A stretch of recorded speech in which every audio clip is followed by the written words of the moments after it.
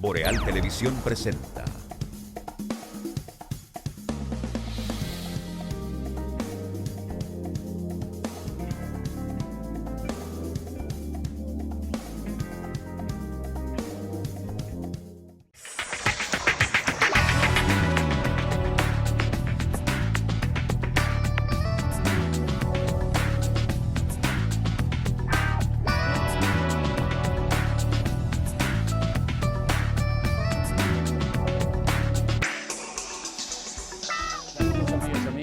Muy buenas noches, bienvenidos a EnQ a través de los canales de Boreal Televisión desde Santiago de los Caballeros, República Dominicana. Como siempre, un placer para nosotros compartir este ratito de la noche, agradeciendo a todos los que nos sintonizan en cualquier rinconcito de nuestro hermoso país, igual a aquellos que lo hacen a través de los sistemas de cables, aplicaciones y plataformas digitales en el resto del mundo. Gracias y bienvenidos a EnQ. Buenas noches al camarada, compañero don Juan Sebastián Ricardo y García. Buenas noches, compatriota. Mayo Valencia, Atahualpa, Ramírez y Moluna. Amigos, gracias porque están con nosotros. Bueno, casi a mediados del mes de julio, por Dios. Esto va más rápido que caña para el ingenio cuando había ingenio del Estado. Agua Cascada es la calidad del agua embotellada, la garantía de la salud suya y la de su familia.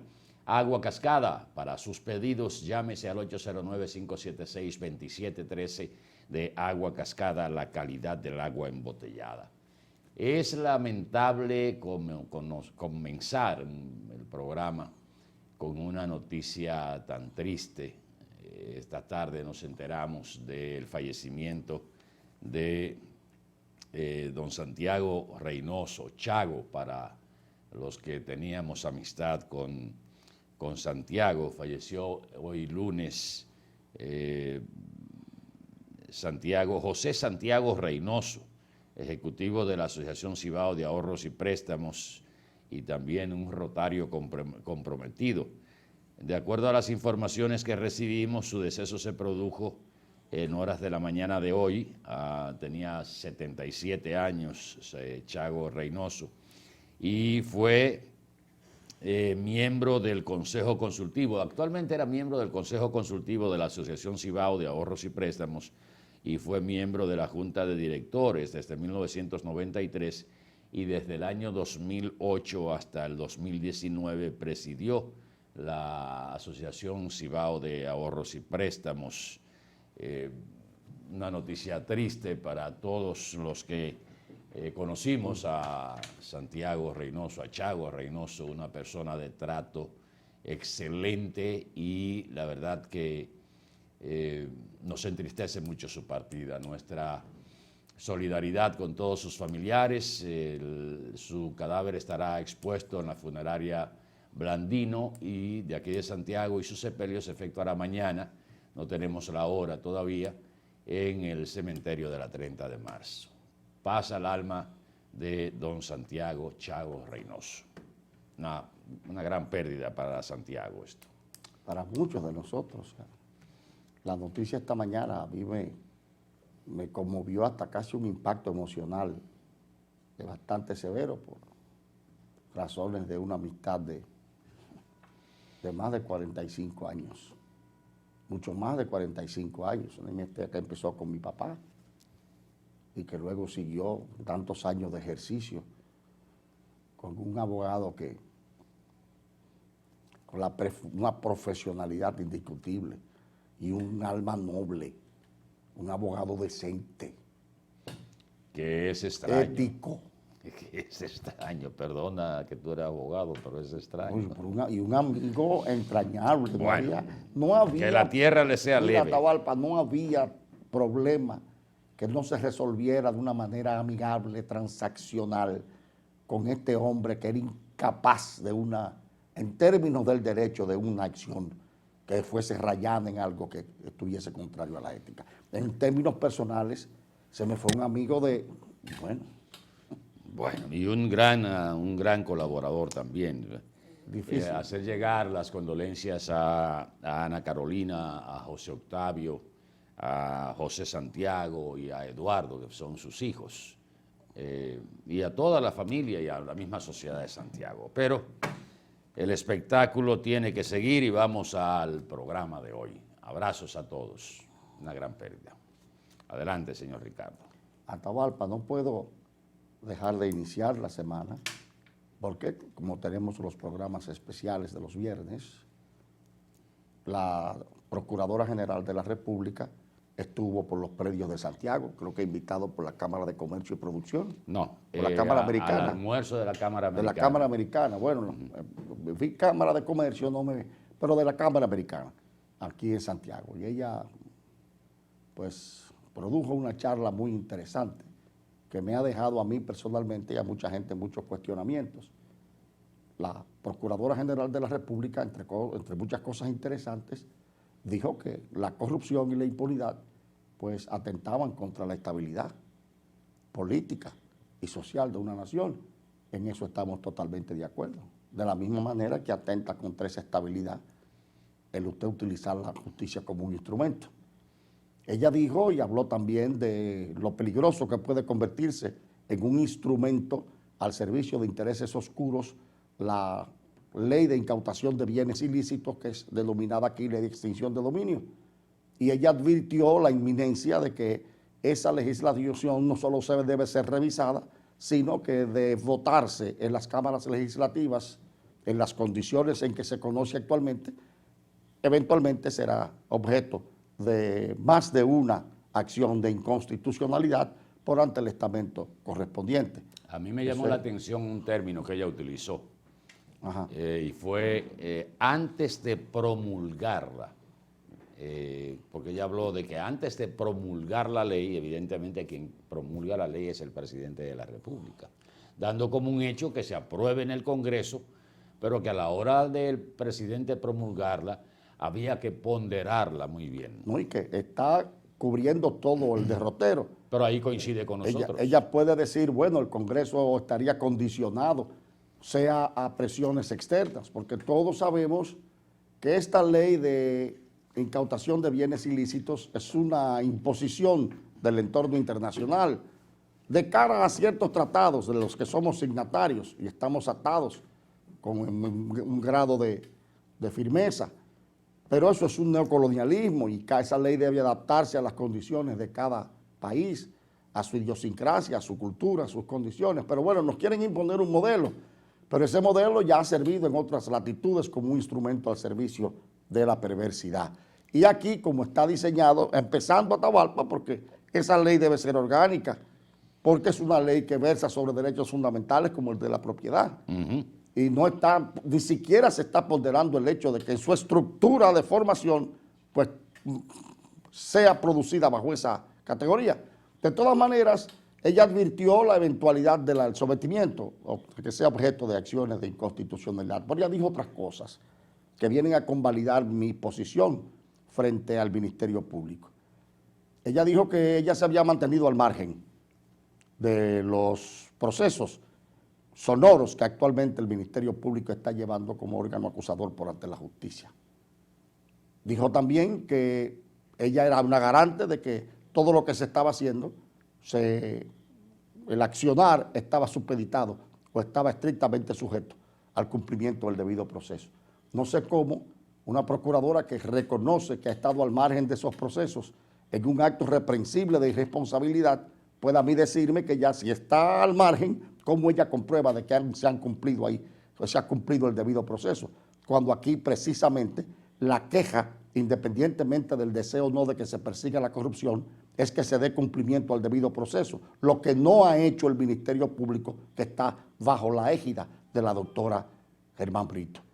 Ella dijo también que el Ministerio Público no tenía condiciones o capacidad para perseguir toda la corrupción y que por eso se habían escogido aquellos expedientes más graves de cara a la afección a la sociedad y otros menos graves.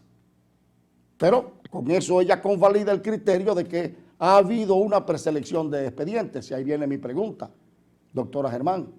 ¿Con qué criterio el Ministerio Público ha seleccionado esos expedientes? Porque no tiene facultades constitucionales para hacerlo. el Ministerio Público tenga o no tenga capacidad, debe hacer esfuerzo para perseguir toda la corrupción. Reconocerme que por esas condiciones se están persiguiendo los delitos graves, entonces el Ministerio Público tiene que decirme a mí cuál es el criterio empleado para definir esa gravedad. ¿Por qué? Porque hasta ahora, hasta el día de hoy, solo se han perseguido hechos graves, punibles y corrupción que corresponde a un periodo de gobierno. Y ese periodo de gobierno, en términos políticos, resulta ser la antítesis que utiliza el oficialismo hoy para hacer sus comparaciones. Y que hay periodos de gobiernos anteriores con hechos igual o más graves que los que hoy se persiguen. Pero resulta también coincidencialmente que ese periodo de gobierno corresponde a un aliado político del oficialismo. Ni hablar de los casos actuales, donde hay también corrupción grave, que hasta el día de hoy no ha sido perseguida. Entonces, no es por nada, para evitar las suspicacias. Atahualpa, creo que el Ministerio Público debe explicarle al país con qué criterio se está definiendo la gravedad de un expediente, porque hasta ahora, al parecer, ha sido un criterio político. Y dos preguntas más. ¿Cómo es posible, si se ha observado el debido proceso? En el expediente del Pulpo se menciona 22 veces a un expresidente de la República y se menciona como cómplice por acción u omisión. ¿Cómo es posible que ese expresidente de la República no haya sido incluido en ese expediente? No es que deseo que eso suceda o que no suceda, pero si es corrupción mayor, si se está persiguiendo, ¿cómo es posible que un Ministerio Público lo mencione, lo califique como cómplice, donde ya hay mucha gente guardando prisión preventiva y no lo incluyan en un expediente? Y ahora vamos, como para terminar mi participación a esta hora, ¿cómo es posible que en el caso más reciente, en el caso del ingeniero Macarrulla, que ya conocimos el viernes que no era su hijo el que estaba exclusivamente involucrado en eso, sino que su nombre se menciona aún más que el de su hijo en el expediente, y se mencionó como una persona que llegó fraudulentamente a un acuerdo con un ex procurador que hoy está preso, ¿verdad? Y llegó a un acuerdo para soborno, y mencionan incluso el monto de los sobornos y el procedimiento de los sobornos. Entonces, ¿cómo es posible que en un expediente donde hay gente que está guardando prisión preventiva, ese señor, que coincidencialmente es un ministro o es el ministro más importante del actual oficialismo, no esté incluido en ese expediente? ¿Cómo es posible? Entonces, ¿dónde está el debido proceso? Hay necesidad de que el Ministerio Público actúe por ese derrotero para crear tantas suspicacias innecesarias y tantas sospechas de parcialidad y de selectividad política. Yo quisiera que el Ministerio Público a mí me diera esas respuestas. Bueno, yo no voy a entrar porque ya he planteado mi posición bastante clara con cada vez que tú te refieres en esos términos al Ministerio Público. Yo en la charla que dio la conferencia que dio doña Miriam Germán, vi que lo que ella planteaba era la escasez de recursos y la atención a los casos de mayor corrupción, lo que entiende el Ministerio Público, que eran los casos más importantes. Eso no quiere decir que los que están pendientes de investigación se van a quedar, porque en algún momento les va a llegar la investigación del Ministerio Público. Pero bueno, miren, esta mañana, bueno, durante el fin de semana, la Defensa Civil de Santiago le ha dado seguimiento a la búsqueda del amigo Miguel Frías, que se supone que tomó la fatal decisión de lanzarse del puente Hermanos Patiño. Y desde hace unos 8 o 10 días la Defensa Civil ha estado rastreando, peinando todo el lecho del río Yaque del Norte, tratando de confirmar si ciertamente cayó al lecho del río Yaque del Norte, si tomó esa fatal decisión, y recuperar su cuerpo. Se han hecho varios intentos de búsquedas, pero de diferentes ángulos. Pero dentro del material que ha estado subiendo el director de la Defensa Civil en Santiago, Francisco Arias, hemos visto una realidad que nos da en la cara, como otras tantas veces hemos hablado de las condiciones que tiene el Yaque del Norte a su paso por Santiago, que prácticamente se convierte en una cloaca. Miren esta fotografía de la toma del canal Ulises Francisco Espaillat, que alimenta varios acueductos camino a la línea noroeste y también se utiliza para reguío, igual que el llamado Flumen y el canal Messier Bogar. Pero esta acumulación de plásticos, ahí debe haber todo tipo de animales muertos, en una zona evidentemente visible para las autoridades, en este caso para el INDRI, que está llamado a mantener en buenas condiciones los canales, tanto de reguío como de alimentación de diferentes acueductos que van camino a la línea noroeste. Y si es el Messier Bogar, ustedes recordarán un reportaje que hicimos donde había un señor y una señora que tenían a la orilla del propio canal un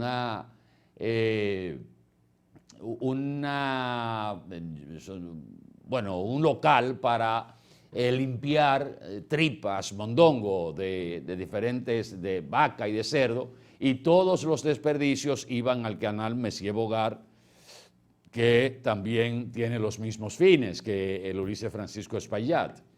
E hicimos varios reportajes de esa condición contaminante que presenta el canal Messier Bogar. A raíz de esos reportajes, el INDRI hizo un operativo para limpiar el canal. Después de ahí, pues jamás hemos vuelto a ver un operativo, pero esto que está pasando en la misma toma aquí en Santiago, en la misma circunvalación que se puede ver de lejos, parece que el encargado del INDRI en Santiago o no vive aquí o no sale de su oficina o piensa que esto no le corresponde. La alcaldía de Santiago ha hecho un par de operativos para la limpieza del yaque, pero evidentemente que esto le corresponde al Instituto Nacional de Recursos Hidráulicos. Igual que me enviaron unas fotografías del Flumen, como se conoce el canal que cruza por Hato del Yaque, la parte aérea que había sufrido un colapso. Eso se construyó en la época de Trujillo, inclusive se llama Canal Trujillo, o se llamaba Canal Trujillo, la gente lo conoce como el Flumen, de que las reparaciones que se les hizo a ese canal ya tienen filtraciones. Y apenas hace menos de 15 días que se terminaron esas reparaciones. Entonces uno como que no entiende el tipo de trabajo que están haciendo. Y queremos hacer este llamado a la dirección del INDRI en Santiago, que está por ahí mismo por la Herradura, si no la han movido, está en otro lado, no sé si la movieron, cuando yo era muchacho, ahí era que estaba por la Herradura, para que le preste atención a esta situación que se está dando en el canal Ulises Francisco Espaillat, a la vista de todo el mundo.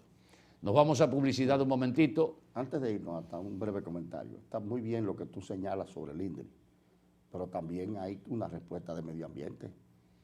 Es que ahí hay varios ministerios y varias oficinas gubernamentales que están implicadas en eso. No, pero también está la irresponsabilidad ciudadana que vierte todos esos desechos al río. Eso se acabará cuando aquí se sancione echar la basura. Ahora, mi pregunta, antes de irnos a nuestro encuentro con los auspiciadores. 19 intentos de salvar el yaque. ¿El último hace cuánto?